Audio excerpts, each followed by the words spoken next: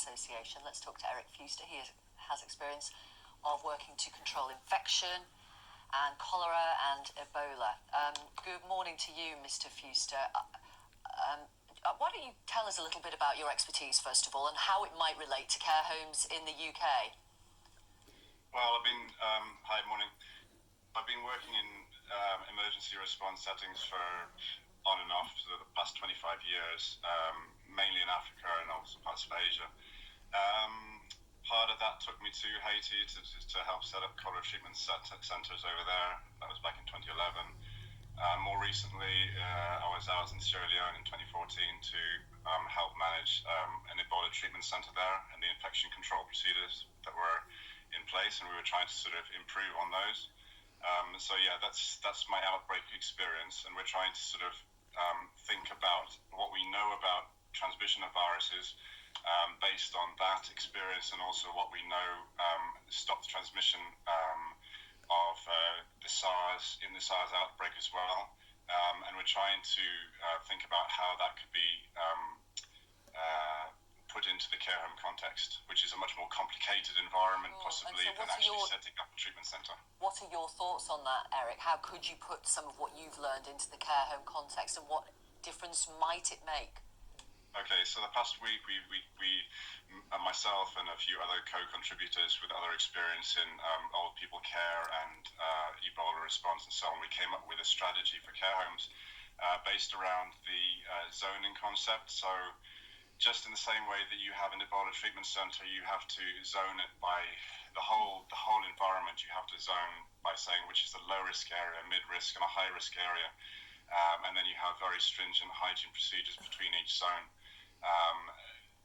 So that's what we suggest has to happen in care homes, although it's probably more difficult to do.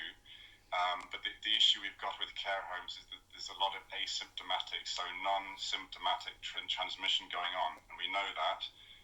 There's studies, more and more research coming out saying that when they tested, for example, there's a study in the US in a long-term care facility where they tested most of the residents, more than 90% of the residents, and they found that around about a third of them, this was tested in proper lab testing, and they found around a third had COVID, and half of those that had it were not symptomatic. So what it means is that you've got a lot of, if you provide care to a person who's a resident who doesn't have symptoms, and you think it's fine because they don't have symptoms, so you've done symptom-based screening, and then you provide care based on thinking that they're okay. That may absolutely not be the case, and this is probably the biggest reason why we've got a sharp increase in care home deaths. And in other countries, it's been the same thing. So you're talking about sort of 30% plus mortality rate. So that's where we're going. If it hasn't happened already, if it's not too late, that's where we're probably headed based on the evidence. So how to stop it? You need to think about your whole building. So your whole care home from the front door to the back door, upstairs, downstairs, and you need to map it out and zone it, just like you would in a treatment centre. And how we get that? How do we get to that place for in the UK now, where we sort of need to ramp up training and get that done as in now, not in a few weeks, because it's going to be too late if it's not too late already. So that's really our challenge, I believe, in the UK, treating this as an emergency response, like right now, right here, and getting this in place. So. Okay. Thank you very much, Mr. Fuster. Thank you very much for coming on. Thank you, Eric Fuster. Now, the first of 10 charter flights